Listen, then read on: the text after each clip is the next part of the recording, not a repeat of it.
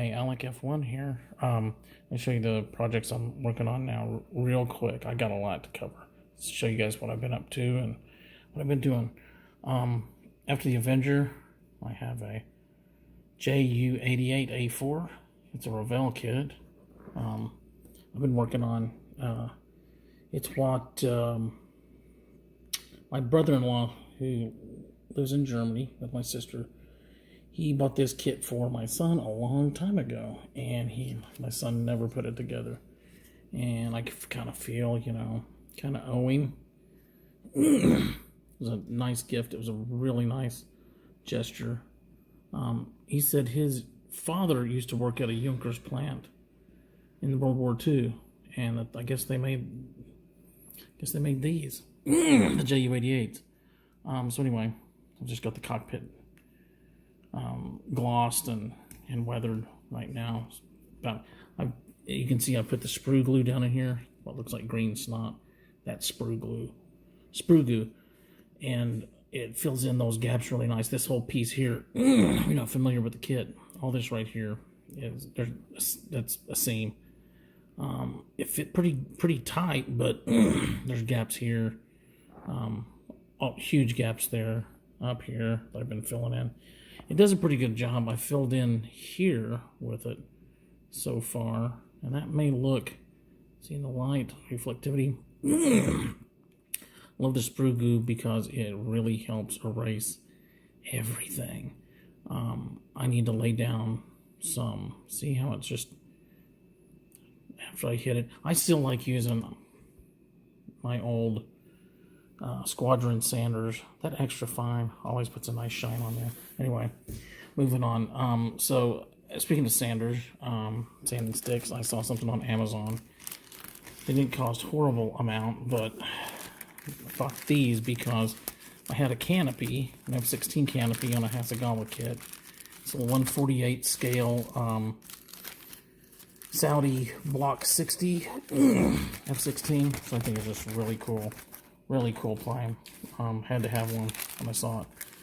It's micro mesh ultra flex cushioned abrasives. Now I saw this and I was like, wow, look at those grits. 12,000, amazing. All the way from China. It was a bargain. It was only like, I don't know, $10 or something. None of them were labeled. It's color coded, of course. So I took it upon myself to put the grits down right here in some ink. Now here's the wild thing about this. Yeah, the 12,000 is really fine. Works really good. But it is no finer than a Squadron sanding stick. Okay? Squadron sanding stick. I mean, we're running in the same territory, honestly. And these are not true. There's some kind of Asian grit scale. And they're different than what we would call an 1800 and what is it, 1500? Yeah, that's what I've got written down. But these are, I mean, they're okay, but they're just, it's just not really all as good as advertised. Definitely, no doubt about that. So anyway, I got those off Amazon. I think I paid maybe $10. Now here's something I got that I don't believe lives up to the $50 I paid for it. I was on the UMM website, and UMM does have some pretty crafty tools. I've got some of their engraving tools, some of their panel line carvers.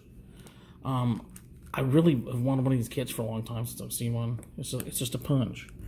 You can punch out all sorts of little sizes, from 0.6 millimeter all the way to 4.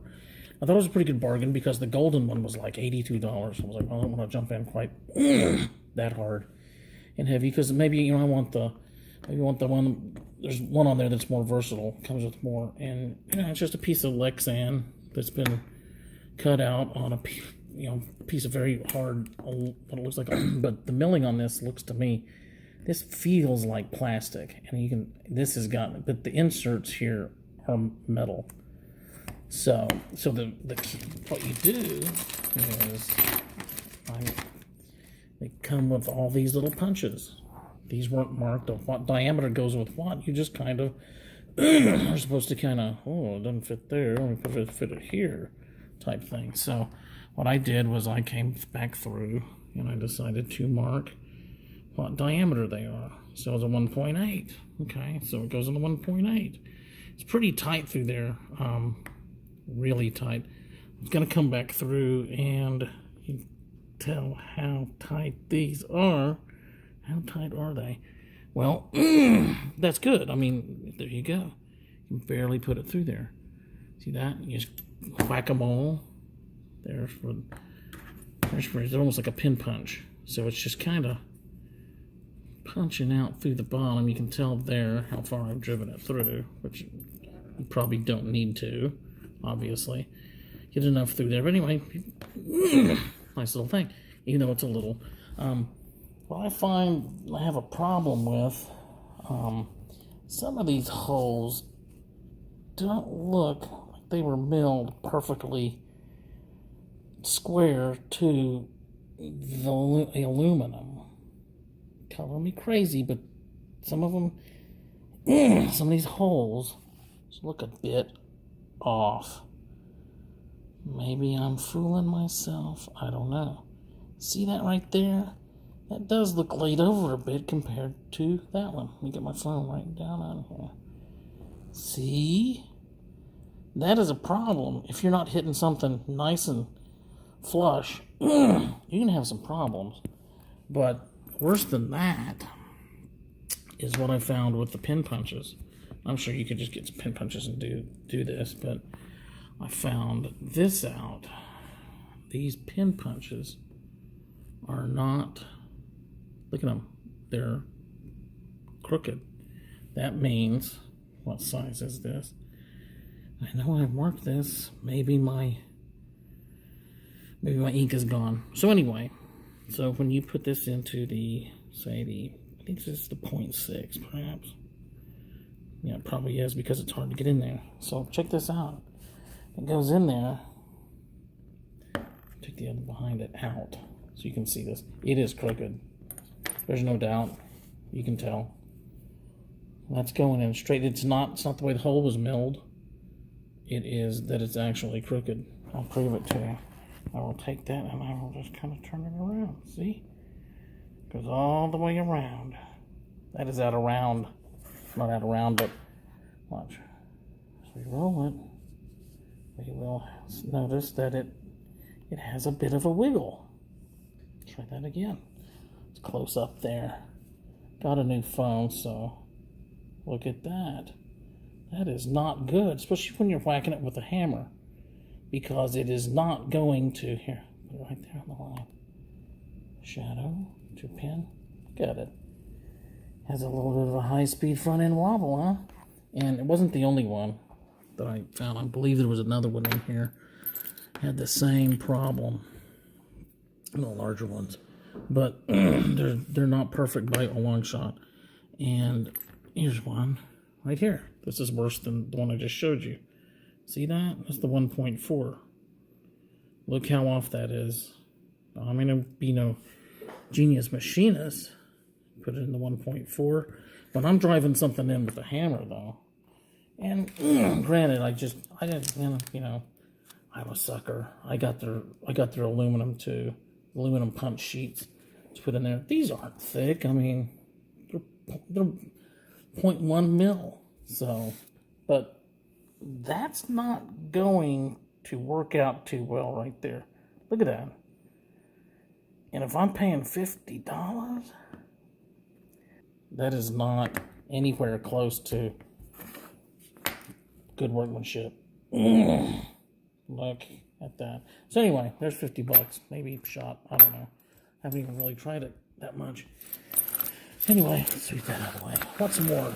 What are some other little gadgets I've bought recently? Tungsten Putty. I saw this on Amazon, and I thought, man, what a great idea.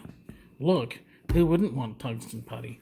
Well, what's the deal with it? Well, not that it's not just not for children under 3, and that, you know, it says it's non-toxic, but wash your hands. This stuff right here is heavily weighted. That's how heavily weighted is it? Well, got a pretty cool little case too. I just opened this a second ago. Hadn't even looked at it. For the size of the putty, it is enormously heavy. Lovely little piece of paper. Little wax or paper there. So this right here is tungsten putty. And so how much does it weigh? Well, this little bitty, tiny little thing, it is, let me tell you what, it's got some heft to it. Put it right there. It is exactly an ounce. And I guess it's got tungsten powder in it. I'm figuring if I don't want something to tail set, I'm going to put that in it's made for Pinewood Derby cars, where you can pinch it off to make weight. And I thought, you know, if I'm doing a tricycle landing gear, you know, with a front nose wheel, and I want it to be a tail setter, I thought, you know, that's a good idea. I'm going to try it out. If I want it, it'll stick in there. If I want it to be permanent, I'll just put some resin in there, some 2-part resin, and that should work pretty well. Oh, what else did I get? I got some of these little, what are they? Nupika white soft polish cotton buffing wheels. That worked really good for me. The whole deal, you know, coming back to the canopy, I knew I needed to get it pretty clear. I had a seam line going down through the middle of it. So here's my results with it. Turned out the seam line is gone. What is that? Looks like a buffers on there. So that's what it turned out to be right there. And my new phone, it's just as bad as the old. But there's no seam line. It's pretty clear. Worked out real well. I buffed it out. Of course, canopies, to me, plastic as always. If it's not glass, it's just got weird anomalies in it. So, but the seam line is gone. You know, there's no seam line running down through the middle. You can't tell at all. So it did its job. Which, of course, now I've got to rebuff it out that I dropped it. But what else do we have? Oh, here's something. I was at UMM and I saw their little micro chisels. And I went, you know, there's so much on Amazon, so many things that you can find that are just like high expensive tools that you can use at UMM. I found these. These are made in Japan. These are micro chisels. They are made for wood, but let me tell you, these things smell really wonky. That rubber is so strange. But the little micro chisels are really pretty nice. They're not. Now it's got a little U to it. It's got a little U channel to it right there. So, a little bit of a U channel.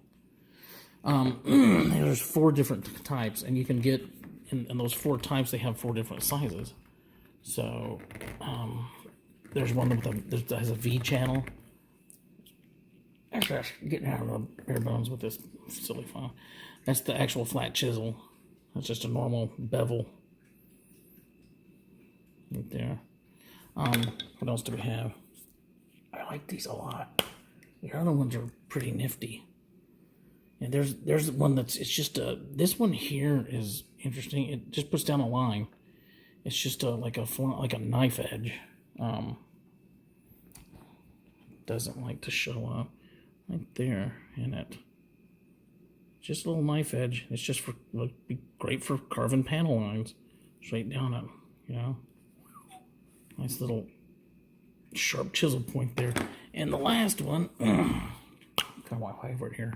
This is the V, should be the V cut. I believe, yeah, it's the V cut. I like the V cut a lot. You talk about putting a deep channel in something. And it is a V. And we got it this way.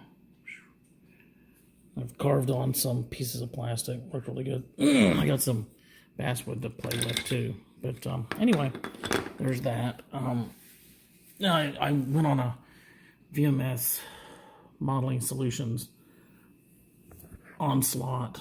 I bought more glue, but this is the XT Thin. You can put it in glue loopers.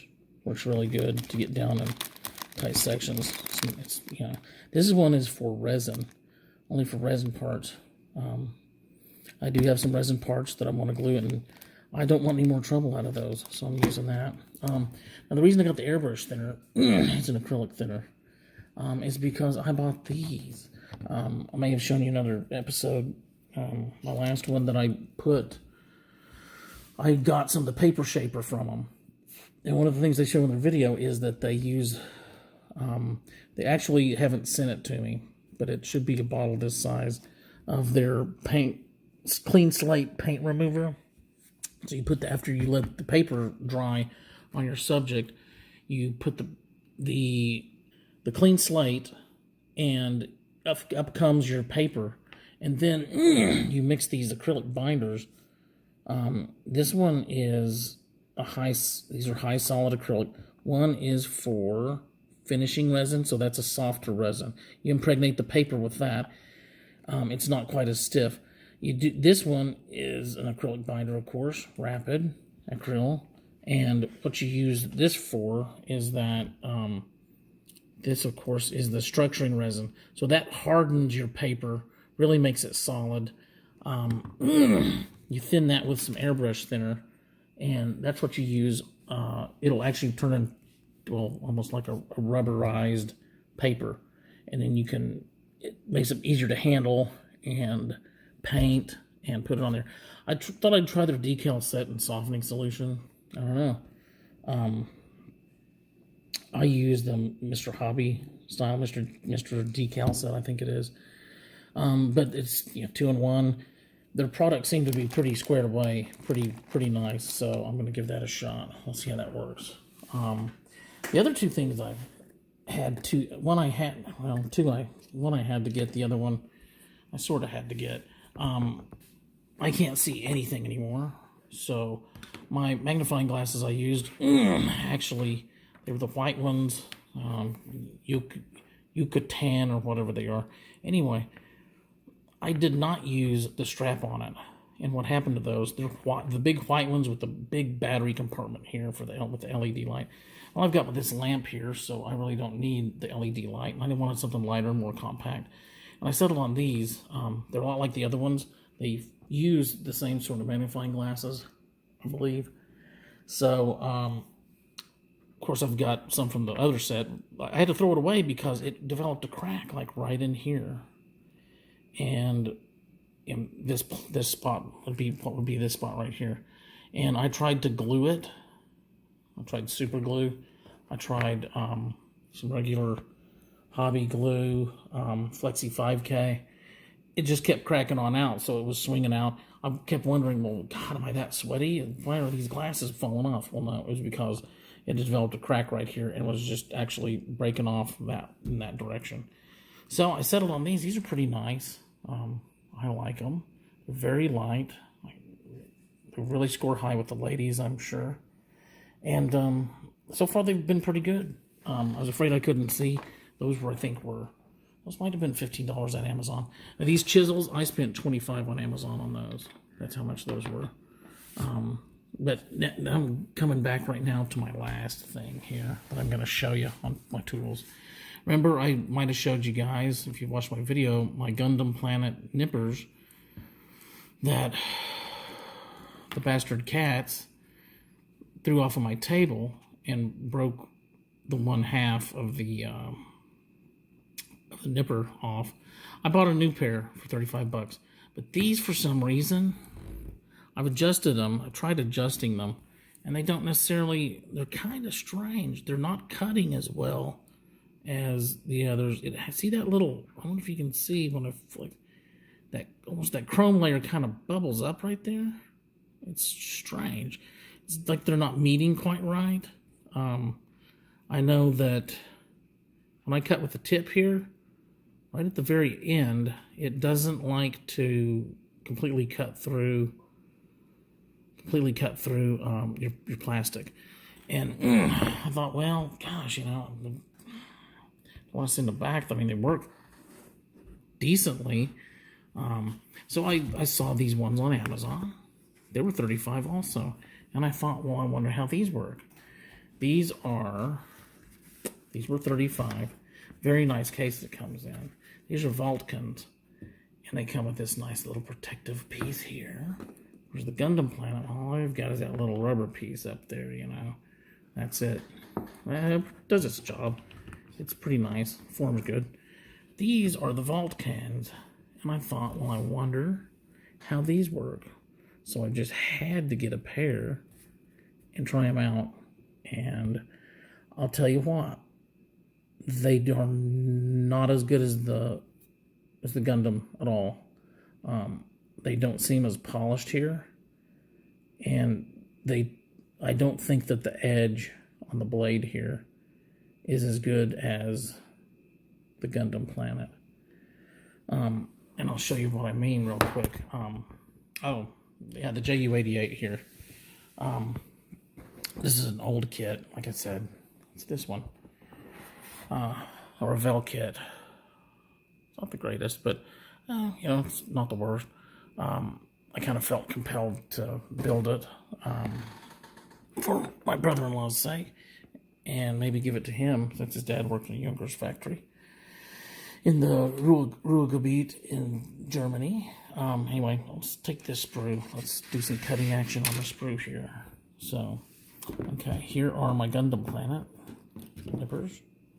And I know that doing this one hand is going to be a lot of fun.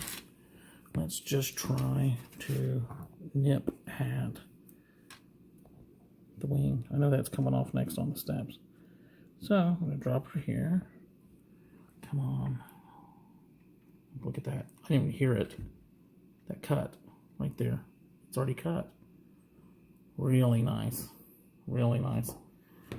Let's try the Vulcans. Such a premium nipper here. $35.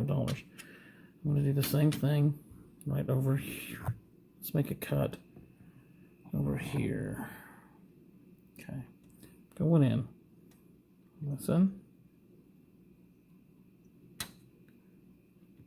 That does not create the effortless cut that the Gundam planet does. So if I had to do it again, let's try Gundam planet over here. Yeah. Basically the same. Listen. Barely anything. Now let's do the Vulcan over here. Let's listen to the Vulcan. Pressure. Yeah, and when I pop parts off, they don't seem quite as clean to me. Let's analyze here. There we go. Can't really see much there. Let's focus in. Check it out. So, I mean, it does its job. It's not horribly nasty, but it really took some effort to get it to pop. Let's check out the Gundam planet.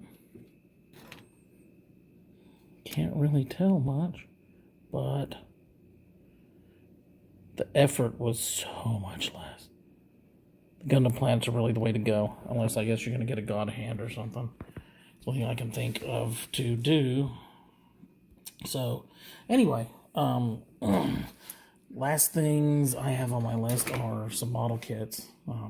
Thought about doing reviews on them, but why? I mean, this one is just a rebox of an Edward kit, the F63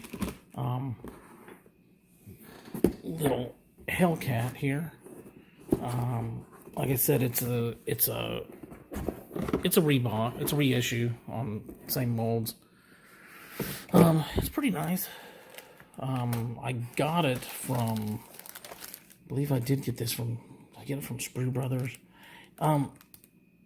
Something had said on top of these because, look at that, my canopy is loose in there along with another piece of canopy. My forward canopy and the top were off there. Very strange. I don't like that at all. So, I mean, here you go. You've probably seen other reviews of it. It's got really good rivet detail. I mean, it's typical Edward. Look at that. Decals down there. Those are, of course, Edward decals.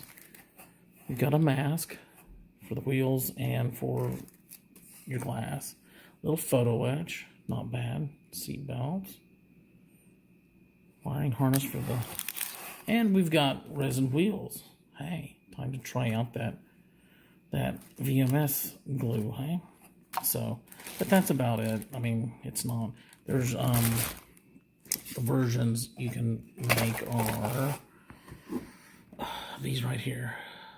Gives you a lot of options, as Edward always does.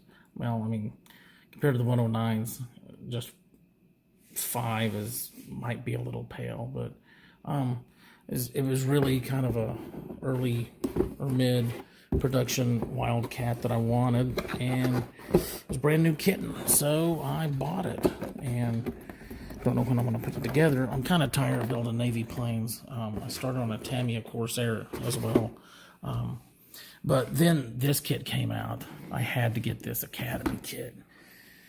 I know you've all seen reviews. I know Andy's Hobby Headquarters has a great review on it, but that slide molding really interests me a lot.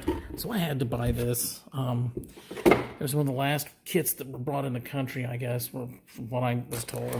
And then we're going to have very many more.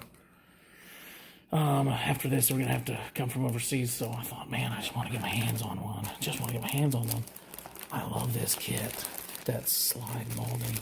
I mean, I have never, ever in my life seen... Look at that. The boom. The tail boom is one piece. Look at that. It's beautiful. It's a beautiful thing.